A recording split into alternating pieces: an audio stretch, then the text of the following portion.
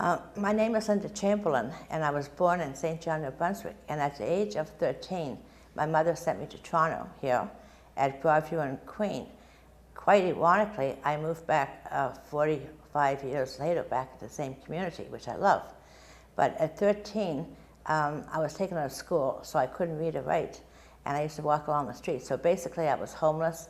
I'd find jobs and move into these terrible condition places and had to worry about the landlords that would be after you sexually or any other kind of way, and just running from people. And then when I was 19, I started to get very delusional and started hearing voices. I was brought to CAMH here, the Center for Addiction and Mental Health, diagnosed with paranoid schizophrenia.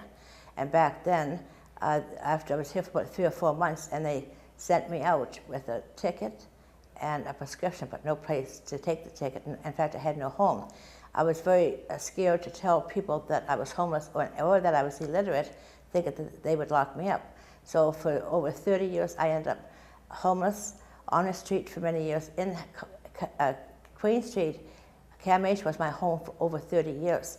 So I was in and out of hospital, on the street, in bug-infested rooming houses, until 15 years I got my first one-bedroom apartment, and I can't tell you. I mean, I actually had windows that I could look out, my own washroom, my own kitchen, and in fact, I started to cry because I thought, who was I to deserve this beautiful place that was for $109 a month when I was paying $5.50 for a hellhole, and I didn't want to take it. The staff said, Linda, this is for you, and you do deserve it. But it actually took me a year to unpack, because I kept thinking I was going to get an eviction notice for me to leave. And once I realized that that was my home, my cat knew, he already settled in, my cat did. But after I realized, and when I opened the boxes, I could not believe the junk that I had, because when you're out in the street, you have to have things, and these things that people threw out, they were my treasures, so I had to throw them all out. And I can tell you, after having lived in supportive housing, I got my mental health fixed in a proper way, because when you walk into the hospital, you walk in with the problem of schizophrenia, but they don't see you walking in with 2 suitcases. My talents, my strengths, my trauma, addiction, all these other issues. And when I was able to have the roof over my head and a place to call my home with a key, I was able to work on my mental health. I was able to work on my trauma, on my addiction, and I won the Courage to Come Back Award in 2002 of turning my life around. I started going out and volunteering.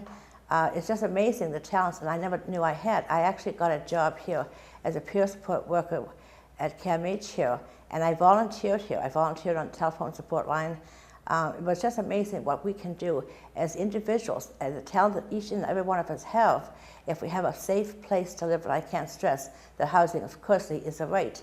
And people, if they have the opportunity to have a place, they can go back to school. They can do amazing things, and it's just unbelievable how important housing is.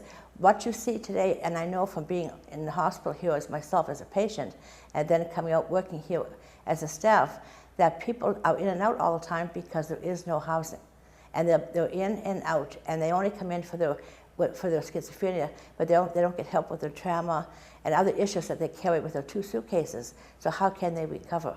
And getting a place to live. I mean, I turned my life around. I learned how to read and write and count. I still can't spell, but that's okay. It's just amazing. I jump up in the morning. I never thought I'd ever make it. When I was 30, I never think I was there. I was very suicidal. I wanted to kill myself. I wanted to jump off into a subway. I would never go in there for years. But it's because I just didn't want to live with the pain and the agony of depression, hunger, not eating properly, no food, and the way people treat you. And then getting a place here, I learned skills I never thought I had. I run a People and Pet program. When I was homeless with my cat and I, we both were homeless and toothless at the same time. And when I got my first place, now I look after people's pets. I'm paying it forward. And I know recovery is possible. I see it every day, and I'm a prime example.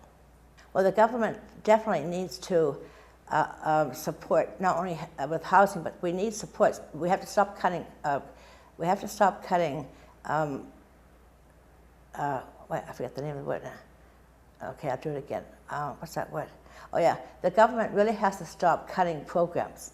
People are coming out of the hospital. We want them to stay out and get well, but they need programs. They need to be able to go back to school. They need programs and things that they need to do.